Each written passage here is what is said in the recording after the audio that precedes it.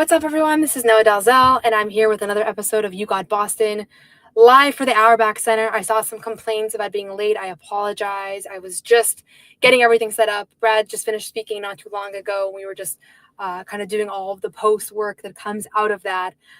For those of you that watched the press conference, I'm sure you have your own opinions. You can watch the full press conference on CLNS Media. For those of you that did not watch it and just kind of want to hear the takeaways, you are also more than welcome to join. I'm going to be taking live questions in the chat throughout this session, so feel free to drop any questions in. I'll be answering them. Going to be doing this a lot throughout the summer, probably mostly in reaction to breaking news, of which I think there will be a lot because, as everybody knows, this is a very uncertain offseason, certainly a lot more uncertain than last year's was, and I think there's a lot of different directions that things could go. So, there's a couple different topics that I'm going to touch on just based off of what Brad just said. But I will just say off the top, the first thing he said when he sat down was, I don't really want to talk about the future too much. And he's going to be talking to us again the night of the draft. And so over the next few weeks, we'll hear from him again, and we'll probably get into a little bit more specifics. But when you really think about it, like, what advantage does he have to share much, right? Because ultimately, like, that's a competitive edge that any general manager is going to want to hold to their chest. So I'll just say my biggest takeaways from hearing him talk today is, he talked about Jaylen Brown's knee, which I know was obviously a big story that came out this week with the report that he has a partial tear in his meniscus. And so that's one thing that he said, I think that is just a big takeaway. He said that, the knee is in a good place structurally, which is something that Jaylen said as well before the Knicks series. It's a little bit confusing to me because if you have a torn meniscus, that seems like structural damage, but I think what that indicates is that, generally speaking, his knee's in a pretty good place, and there might be a minor tear or something like that. And so we don't have clarity for sure if the surgery is on or off the table, but this does not sound like something particularly substantial or concerning. The direct quote he said is, as he even said a couple weeks ago, the knee's in a good place. Structurally, I think he felt comfortable getting out there and going after it, and hopefully he'll feel better after being off of it for a couple of weeks. The unfortunate part is we're done in the middle of May, but some of these guys have some nicks, bruises, and other things like that. And then he also said that he's known for a long time. He said it's been stable and he's played with it. That's been several scans through and through. We've known that for a long time, and he's known that for a long time. So he was kind of diminishing the significance of the report that came out on Saturday around Jaylen's knee and the torn meniscus and kind of all of that. Again, it's obviously in his interest to say that, whether he's going to trade Jaylen or shop him around or whatnot. Like, there's no reason to want to make his knee situation sound serious. But I also don't think that it is particularly serious based off the fact that he did play through it. He played through it at a pretty high level. And he said it himself. He's feeling better. Brad said that he told him at the end of the Knicks series that he's feeling better. So that is the first thing I'll just say off the top around Jaylen's knee, a topic that he touched on, and a topic that I think is pretty pertinent here, just considering all the injuries and thinking about next season. And is Jaylen going to be compromised? Obviously, Tatum is expected to miss most, if not all, of the season, and all of that. So that's the first thing. I asked Brad about his confidence level in Jaylen to keep Tatum afloat, and just kind of to keep the Celtics afloat with Tatum, being sidelined. And I'll read the exact quote of what he said, and I'll kind of say my interpretation of it. When I asked that question, when you ask questions like that, like, what's your confidence level? Like, the person's not going to say, I have no confidence level in Jaylen. So it's more about, like, how resounding is that message that Brad is willing to communicate, right? This is what he said.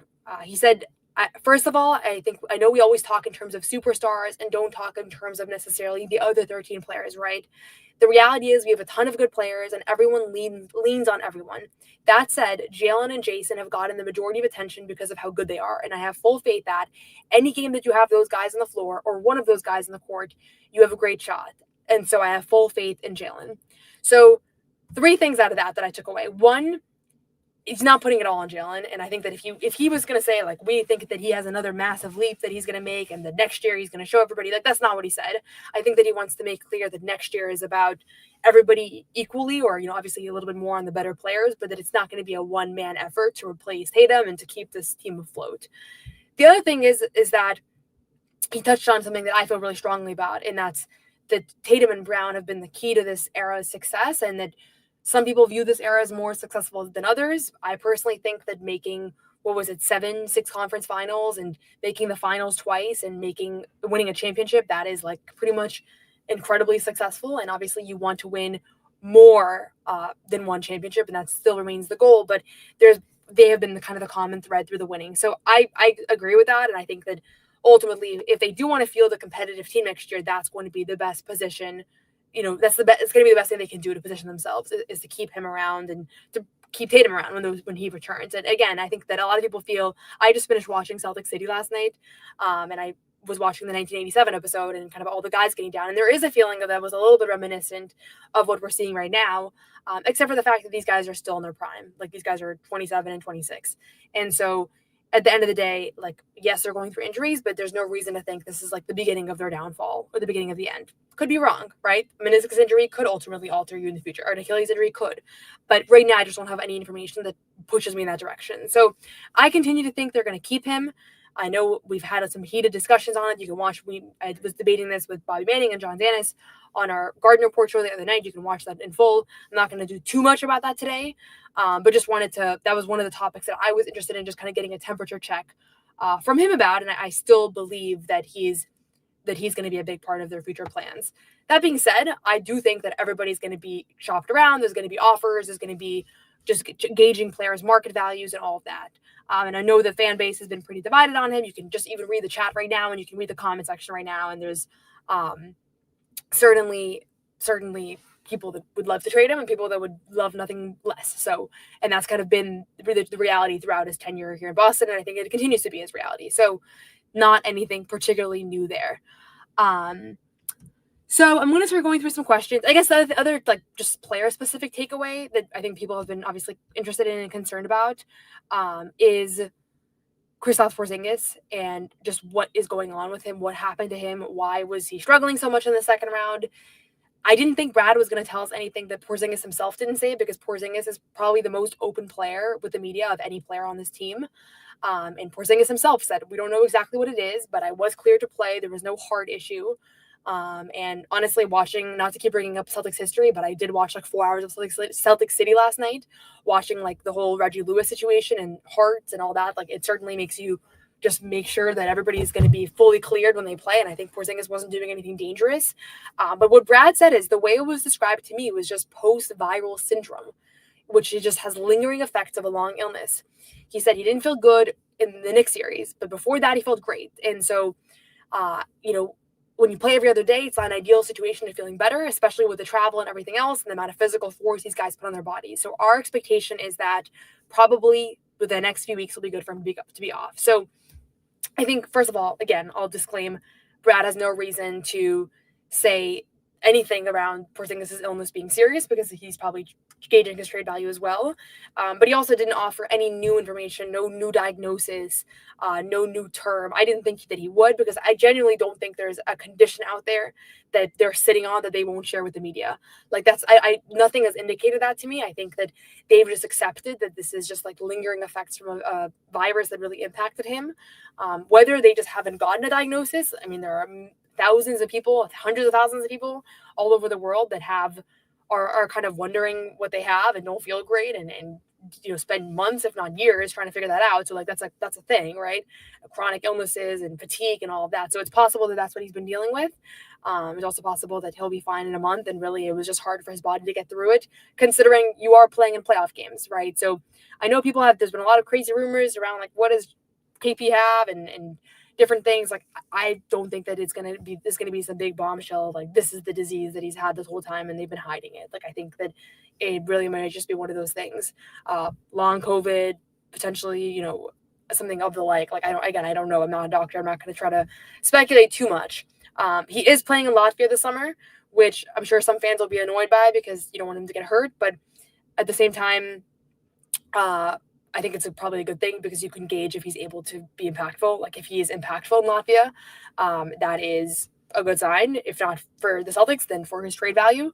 I can't imagine that many general managers are feeling too excited about the prospect of trading for him right now, considering that he basically has not been a major factor in 2 consecutive playoff runs, despite being a good regular season player, but only played in 6 games in the first year, had some great moments, will never take away from what he did in game 1 of the finals. Was honestly probably the most magical stretch of basketball I've ever seen in person. So hugely impactful, always going to be a part of that championship run. But again, he didn't play in most of that postseason. And then right now, this last postseason, he played in all the games, but he obviously struggled quite a bit. So I think that's going to be a challenging player to trade. And so there actually might be, like, even though I think he's the person that most fans right now are expecting to trade, like most fans are probably thinking the Porzingis trade announcement is going to come any day now.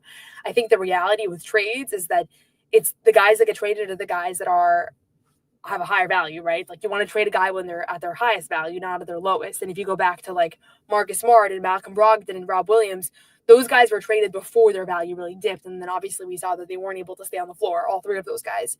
And so Porzingis is kind of in that category where he's already shown he's not staying on the floor. And so there might be some benefit to actually keeping him around in the fall, recouping his trade value. Like, I'm seeing somebody here saying that in the chat exactly. And all of that. So again, I don't know if we'll see him again or not. When I was talking to him in the locker room after game 6, I asked him how he would characterize this tenure. He said, really, he kind of pointed to the championship as the ultimate success. Also acknowledged there have been a lot of personal struggles for him with staying healthy. He's dealt with so many injuries, the calf, the torn ligament in his leg that kept him out of this fall.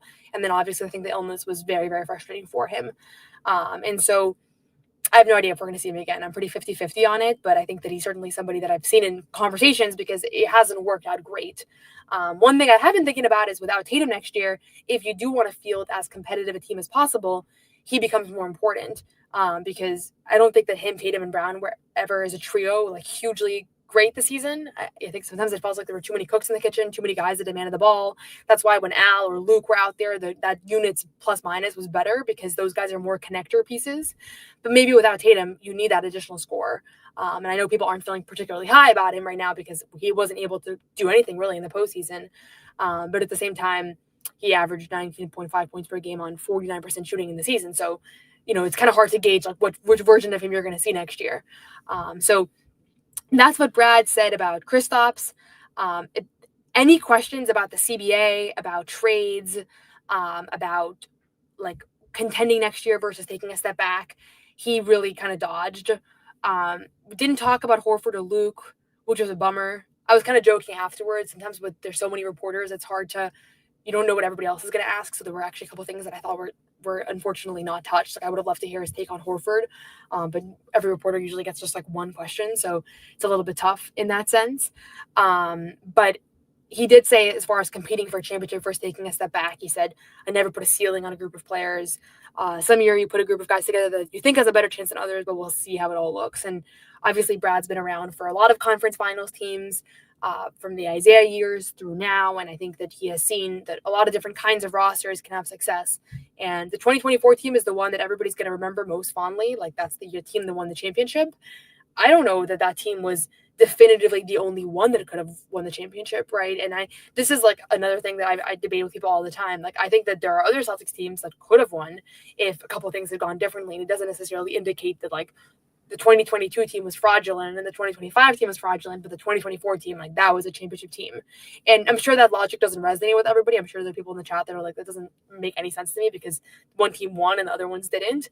But I think from a team building standpoint, like, Brad has said this many times over the years, you just want to be in the mix. You just want to be in the mix for our championship. That's the goal. And the Celtics have been in the mix for the better part of a decade. And so that's what, as a fan, for fans, that's what you want to give them. Like, I know fans get frustrated every year when they come up short, but ultimately you want to be in the mix and you want to be contending for a championship. And nothing that he said today made me think that next year he doesn't view them as being in that position. Obviously, without Jayson Tatum, they are in a very different spot than they would have been if he was healthy and they just got eliminated, and would be having a different conversation around team building. But he didn't make any indications around, like, we want to dump a bunch of players, we want to spend a year rebuilding or, a gap year or anything like that. Would he say that if he was 100% sure? Probably not. I also don't think that he's 100% sure because, like he said a couple of times, this all just happened a week ago, right? Like, the game 4 was literally last Monday. Last Monday at this time, Tatum was warming up for game 4. And so everything has changed so quickly.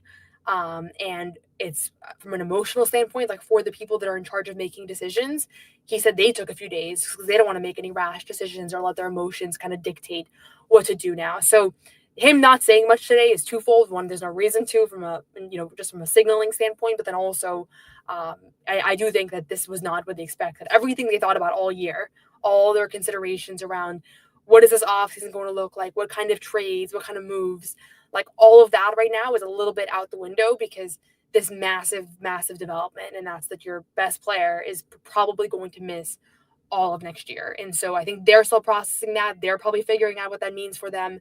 And they're probably figuring out whether or not that indicates that they have to kind of overhaul everything. So quick message from our friends over at Prize Picks, and then I'll come back and answer some of your questions for the last part of this episode. Prize Picks is the best place to turn your sports knowledge into cash. With millions of members, Prize Picks has made daily fantasy sports accessible to all. You just pick more or less on at least 2 players for a shot to win up to 2,000 times your cash. Run your game all season long on Prize Picks. Cash in on the basketball playoffs with Prize Picks. Don't miss your last chance to add your favorite players from the core to your Prize Picks lineup. Whether it's points, rebounds, assists, take your pick of more or less for a shot to win up to 2,000 times your cash today.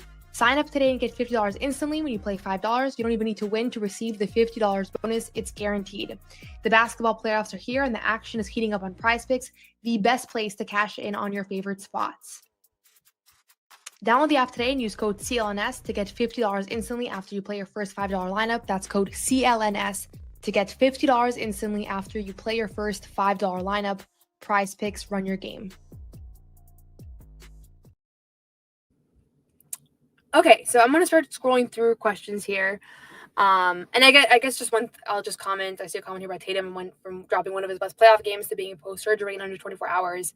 Like, honestly, one of the things that's crazy is it just makes you realize how quickly things change in general. Like, you could have your whole franchise plan centered around one guy's health. And even right now, right, like they're all planning on Tatum coming back and what that's going to mean. But as we've seen, anybody can go down at any moment. And I know Nico Harrison gets a lot of flack for the moves that he made, and they're still a little bit perplexing. But if Kyrie Irving stays healthy, like, who knows what happens with that team, right? So you just try to do as best as you can, and you try to hope that the guys that have historically been durable remain durable. And somebody like Tatum, somebody like Brown, like, they're as surefire as you can possibly have in this league. But that doesn't mean that you're, expecting any of this to happen. So, okay. Continuing to look through these questions here. Question from Jayson. Hey, Noah, how do you feel about a potential Trae Young acquisition, however that can pan out? I have mostly a lot of interest in a lot of players in the NBA. As probably people know, I'm pretty positive about most players. There are a short list of players that I would not want on the Celtics because I don't think that they necessarily impact winning basketball to the extent that you would want around the pieces that they currently have. And Trae Young, for me, is on that list. He's a big shot maker. I have respect for him in the clutch. I've seen him, take the Celtics to 6 in 23.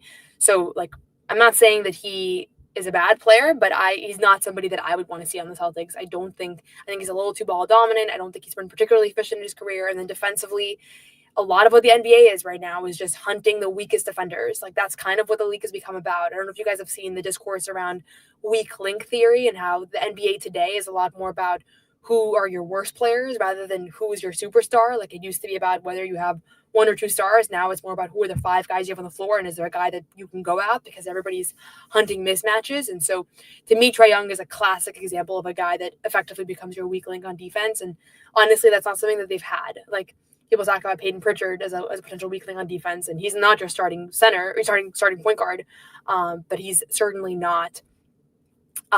He's not in that position. So I would be against that. But again, who knows? Who knows what he can turn into? He's still in the earlier part of his career. I've seen some stuff around him. I don't know where it came from or if there's like any substance to it. But yeah. Questions. This is a comment, but Jason was asking. It says, I'd be willing to bet a decent sum of money that Tatum plays next year. I have no idea if Tatum's going to play. What I will say is that I reported last week, I had a conversation with an expert at UPenn who basically said that what Tatum did is unprecedented, that to be 27 and to be able to undergo surgery that quickly, it kind of puts him in a class of his own, as far as, like, you don't really know what the league, like, existing data points indicate for him. So it's possible that, you look at Kevin Durant and DeMarcus Cousins, and like that's all we have to draw from. Tatum might be in his own category because of just the nature of how quickly he had the surgery. Durant is the second quickest that I've come across, and even he took 2 days. And Brad Stevens actually talked about that today. He said we were at MSG, was 15 minutes away from Dr. O'Malley. They had their doctor on the phone, and we underwent MRI consultations and the surgery itself all before they had to put an injury report on for the next day. So we knew that, but it was interesting to hear from Brad's perspective, who was there at the scene and helped Tatum off the floor, and obviously said that this is going to be a difficult period for Tatum, and it already has been, and the fact that he's had to miss 2 games has already been hard for him. But I would not be surprised if he came back next year. I would say right now I'm pretty 50-50 on it, and that's not a medical opinion. That's just the range that I've heard from talking to doctors who are experts in the space is anywhere between 7 months to 15 months. So it's a broad range, and all the indicators point to Tatum being on the shorter end of that. But within a few months, they'll get a better sense of where he is in his recovery and whether it makes sense to even shoot for next season. So how will we transition into building through the draft like OKC when we have these older players and late draft picks? So what Will's asking is, I think, the crux of a lot of these debates around trading Jaylen, trading Derek, trading a lot of these really high-value players. And that's, you're doing that if you're kind of accepting that you're heading into this next stage in this organization, and that's starting to acquire better draft picks and younger talent. So the question is whether the Celtics feel like they're at that point right now or not. They have young prospects. The one that I'm the most excited about is Baylor Sharman, who I think of the guys, the guys that weren't in the playoff rotation, he's the only one that I even considered, like, could he be impactful right now? Is he ready for playoff minutes? I think next year, if this is a playoff team, Baylor Sharman's in that rotation. I think that he's in the regular season rotation. I'm pretty high on what he was able to do in March. Obviously, March basketball is March basketball. But if they get to the point where they're like, we can no longer be competitive and we can no longer field a contending roster, they are going to trade players that everybody in Boston loves. And they're going to trade players that have high value, that are at the peak of their value, to get those younger players and those draft picks and start that transition into, kind of team building for the future. So that's the debate, is are they at that point right now? I would say no, because of the fact that they still have 2 superstars that are in their athletic prime, despite the fact that those stars are dealing with, their first major injuries in their career. And obviously Tatum's is more serious than Brown's. But if you don't think you can field a competitive roster next year, and that's the conclusion that Brad and his front office teams reach over the next few weeks here, you might see a trade that would shock somebody. You might see Derek White get traded, or Jaylen Brown get traded, or any one of these guys that are beloved in Boston and have accomplished a lot, just to begin that process. And that's usually when trades happen, right? When guys have high value, not when they have no value. And so Porzingis right now, he's at an all-time low value during his tenure in Boston. Like, it's never been lower than it is in this moment. And so as much as that's when the fan calls begin for getting him out of here, that's usually not where, the trade value is going to be the highest. So maybe there's somebody out there that's like, I don't care that he was sick. I think that he can be the missing piece for us, and that doesn't matter. So it all comes down to the fact that there are 29 other teams in the NBA, and all it takes is one to believe in one of your guys, to maybe overinflate the value of somebody, whatever else it is. Everybody just saw that with Luka, right? Nobody would have thought that Luka would get traded, but all it took was one trade that lured Nico Harrison to do that. So I've already accepted that quite literally anything can happen. Nobody's untouchable. Maybe the only players that are untouchable are like LeBron and Steph Curry, and that's like more their legacy than anything. But maybe Jokic, maybe SGA at this point, I don't know. But it's really like we're in a very unprecedented era, and I think that this past season and Anthony Davis and Luka getting swapped, everything that went down, like it did kind of tell everybody like to be on their toes. And I remember talking to Jaylen Brown about it right after that trade, right before a game in Philadelphia, and I asked about it in the locker room, and he was like, I wasn't really surprised. Like, this is kind of just the nature of where the league is right now. So, yeah, so anything can happen. I will say that. Okay. Why is Porzingis playing in Latvia this summer when we still don't know what's wrong with him? I think because people assume that it's not a long-term concern, and that this was just kind of like the lingering effects of the virus, and that he wasn't able to get through it because of the fact that they were continuing to play day in and day out. If in August or July he's not able to go, then that changes things, right? So if he plays in Latvia, it's because he's able to play in Latvia. And if he's laboring in Latvia and he can't breathe, that would be very concerning and very surprising to me, because that seems a little bit like malpractice to continue that into the offseason and to not get an answer. It already was worrying me. Honestly, that was worrying me more than like general player injuries. And maybe that's just me, but you just see what happens to guys who are not healthy, and you don't want to risk his actual health, not just his physical health as far as injuries go. So I think that he'll be fine from everything we're hearing. There's no long-term concerns. The fact that he's planning on playing then, it means that he hasn't gotten any news that indicates that he shouldn't be able to play then. But if he's laboring and all of a sudden he's held 11 minutes and he was telling us after game 5 or game 6 that he could literally fall asleep on the floor and he had just played 11 minutes in that game and didn't do anything, right? So I think it's a good sign that he's planning on it. And Brad said he's happy that he is, and it'll probably help him get in shape. Porzingis himself said in the past he's had his best seasons off of when he played Eurobasket and he played overseas because he just kind of transitions right into the year. So I'm not overly concerned about it. Obviously, if he gets hurt, that sucks. But I think if anything, if he plays really well, maybe that helps kind of signal to other teams, potential trading partners, hey, this guy's actually ready to go. And what happened, what you saw in the playoffs was a kind of not a fluke thing, but all of that. So a lot of people here weighing in on timeline, a lot of crazy timelines. I'm seeing people say, I'm not expecting, look at the dichotomy of these two comments. I'm not expecting Tatum to be 100% until age 30, which is in 3 years, right? And somebody else here said 4 to 6 months. Tatum will be practicing full speed by the end of September. I think it's probably somewhere in the middle. But yeah, we're all speculating here. We don't really know. We haven't heard from his medical professionals. His dad said 8 to 9 months. I don't know if his dad knows exactly what he's talking about or if he's just kind of saying what his gut feeling is. So we will see. But if nothing else, I think that the indicators are positive. We've only heard good things about this injury, about the surgery. I mean, about the situation around the injury. Obviously, the injury itself sucks. Okay, continuing to scroll down here. Brad didn't get into detail about draft plans with the 2 picks that they have this year. It's number 28 and number 32. It's possible that they want to bundle those up and move up a little bit in the draft. It's possible that they bundle them down. It's possible they trade them for an already in the NBA young talent. So I think everything is on the table. The number one thing that he did say about the draft is that when you're at 28 and 32, you're not exactly able to pinpoint exactly how that night's going to go. So they don't have like a player right now that they're going to draft because they have no idea how number 1 through 27 is going to look. Again, we will hear from him again on draft night back in this building. That's the next time I'll be here. So it's a little over a month. When is actually the date of the draft? I'm not going to Google it because my computer might crash. But I think ultimately, I would guess they need a center. Like, it does feel like they really need a center. I think that they have, as it currently stands, they have 3 really promising guards. Another young guard, J.D. Davison, who they did sign this year, so there is some hope or promise that he might be a part of the team moving forward. But he is on a non-guaranteed deal for a non-guaranteed second year of his contract, so he might not be back next year. But as far as the center position goes, Luke Kornet, Al Horford are both free agents. I think both of them might command more money than the Celtics can pay. I personally would love to see both of those guys back in Boston, and I'm sure everybody else on the team would as well. They're both been kind of hailed as these great teammates.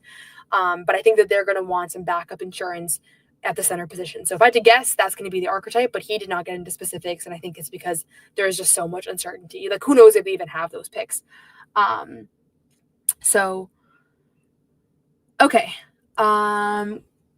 Continuing to scroll down here and kind of read your comments and questions. Thank you, Ma. Don't forget to hit the like button. You can subscribe to the show on You Got Boston podcast. You can subscribe on Apple, Spotify, leave a like, a review.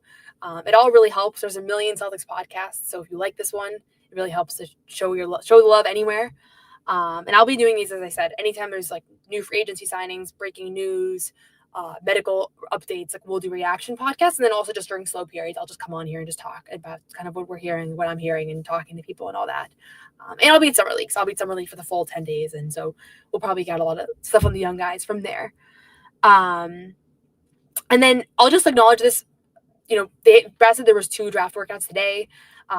I think people might have seen the report that Cooper Flagg and the Celtics have had a conversation. Like, what does that mean? That doesn't mean anything. That just means that Celtics want to have a good relationship with all of those top guys, especially a guy like him, a generational talent. Maybe down the road they trade for him, or maybe down the road he's a free agent and he wants to come back to New England. Like, who knows? And so you just want to have that touch point. But Dallas is not trading that pick. He's not coming to Boston anytime soon. But that's just, they do their due diligence. And normally that stuff doesn't get reported. But when something does get reported and then aggregated and all that, then it becomes a massive news story. So where do you think this team is trending? Are we trending a year where it's kind of a gap year? Do we still have a contending roster? This is the $1 million question, ROC. So this is the $1 million question. I don't think we got an answer to that today. And I want to answer your question in full, I'll be honest that I actually don't know. I think it could be either one. Like, I'm pretty 50-50 on this. And the biggest factors at play are, is there a chance that Tatum comes back next year? If Tatum is projected to come back in like February or March, like if that's the, he did this procedure, he has the best medical care, whatever. If that's what they're thinking in a few months, I don't think they're going to view next year as a gap year. It's also possible that so the range for Tatum is like missing all of next year, plus maybe potentially into the following year, to coming back mid next season. Like, that's a big range. The range for Jaylen is that in a month he healed and he spent a few weeks just off his leg, and that's great, or he's having a full meniscus repair and he misses the first 2 months of the season. So those two things, as much as I don't want this to be a cop out, but those two guys and their like still pretty undefined health status is the number one predictor of that question. If it's all of a sudden like Tatum's definitely out next year and Brown is going to miss a big portion of the year, I do think they view next year as more of a gap year, and they are more likely to kind of sell one of their great players. If it's like actually both of those injuries are not as severe, or I mean they are, Achilles rupture severe, but there is actually potential that in next April when they're heading into the playoffs, Jaylen and Jayson are both available. Like, that is a possibility, right? It's not the most likely one, but it's a possibility. I don't think they view next year as a gap year, and they're going to try to figure that out. I think there's going to be a lot of conversations around their medical status, and kind of that's going to be a determinant of where things are going to go from here. But that's going to be the number one indicator. I have a lot of faith that if you were able to keep Derek, Drew, Pritchard, if you can get Al back on a minimum, like I still think you can have like a playoff team, because I have a ton of maybe too much belief, and people can call me a green teamer or a homer or whatever else it is. Like, that's fine. But I think I've been on record for saying I think Pritchard has another leap that he can get to. I didn't think that it was going to be in Boston. I think that he has the potential to even like be a near all-star, if not an all-star player. But maybe the next year is the year that he has the opportunity to show that, and maybe he totally flops and I have a bad take, or maybe he steps into that role. And so I do think that the Jays' health is going to be the number one indicator. But from there, we'll get a better sense and kind of what they're thinking. So, okay. Or maybe you tank for a year. And again, I just want to acknowledge the three teams that have the top 3 picks right now are the 76ers, the Mavericks, and the Spurs.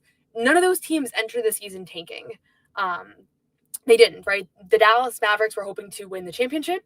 The 76ers were hoping to win the championship, and the Spurs were hoping to take a massive leap with Wemby, and they traded for De'Aaron Fox, and they wanted to make the playoffs. So those 3 teams ended up becoming the top 3 teams in the lottery. And so that is why I'm against just like flat out tanking, especially when you have so much talent and you have young stars still. Because you can try to tank the way that the Jazz and the Wizards and all these bad teams, the Hornets did, and they didn't even get top 3 picks. And so to me, it's like, try your best, try to win as many games as possible. And, if Brad gets a directive from ownership to shed $20 million in salary or shed $40 million in salary, then he has to do that. And that sucks, but he has to do it, right? So that's what we don't know. And he didn't talk about that today. But to me, it's like, put the best team possible. And if it's in the middle of the year and your team's losing and things did not pan out as expected, start tanking then. 76ers started tanking midway through the year. Mavericks started tanking midway through the year, and everybody got hurt. So I just don't think the Boston Celtics, 1 year out of a championship with the amount of talent they have still in their roster, and Brad emphasized the amount of talent they have, should start tanking at this point. Like, that's a wild prospect to me. And I've seen people say, like, tank for AJ, like, you have whatever, but I think that you have too much talent on the team. Gonna do a few more minutes here, and I'm actually gonna do a show on Bleacher Report at 5 o'clock, so you can tune into that as well. But what are your predictions with Al Horford? Al was, to me, a no-brainer that he was not going to retire before this loss. I was pretty much banking on him coming back. I think this loss really impacted him. He was pretty demoralized at the podium when he did his exit interview on Saturday. By far, I thought the most down of any of the players who spoke across, even the game's players that spoke right after the game and the players that spoke the day after. So my prediction with Al is that he takes a little bit of time, talks to his wife and kids, like he said, and kind of consults with his family. I still think he plays at too high of a level to retire, and he loves playing this game. And when I spoke with his mom earlier this season for a story I was working on, she said, he has a few years left for sure. And like, he's not near retirement. And I think that the numbers is offensive production. He shot 40% from 3 in the playoffs, for God's sake. Like, this guy did not have a massive drop off. Defensively, he was targeted more than anybody and held up well defensively. So Is the load on Al too much? Yes. Should they be relying on him for 38 minutes a night the way that the last two playoff runs they've needed him in big doses because the other centers weren't available, and particularly Kristaps? Yes. But I still think that he's a really valuable role player. And I think that when it's all said and done, he will resign, but he's going to have to take less than he's worth. And so it comes down to like what his priorities are. Obviously, we've seen him take money before. Maybe now that he's made more money in his career, he's a very high paid player through his career. Maybe he decides to take less money, but also listen, you can't be mad at him if he wants to maximize his value. This is going to be his last contract probably. So, he's going to do what he feels like is right for his family and his kids. He has 5 kids, their futures and all that. So money is definitely not tight in the Horford family, but all of these guys are going to want to get paid what they're worth. And that's why you see Jaylen Brown get a supermax contract and Jrue Holiday sign a massive deal. Like, they're not taking pay cuts, right? So I think that if I had to guess right now, I think he's going to resign, but I'm not nearly as confident about it because of Tatum's injury, because I think that he wants to play for a contender ultimately. And if next year's roster is looking a little shakier than he envisioned, it's just less of a reason why you would take a pay cut, right? Okay. I'm scrolling through here. I see this. I'm probably going to not be able to get through all of these right now, but I do appreciate all the questions. I appreciate everybody for tuning in. This is a different conversation than I thought we were going to be having in mid-May. I thought we were going to be previewing the conference finals, but life comes at you fast, and there's a lot of interesting things to monitor here. Do I agree that Tatum should not burst back?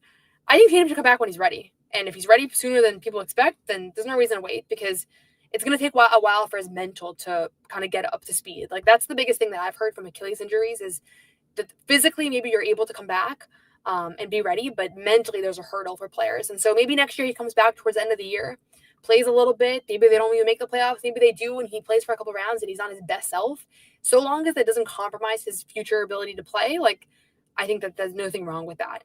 They're not going to rush him back before he's ready to go. Like, they're not going to compromise his career for a few extra months of basketball. So I think if you rush someone back too soon, from what I've learned, you do increase your chances of an Achilles rupture, but they're not going to do that. So I would be very surprised. Okay.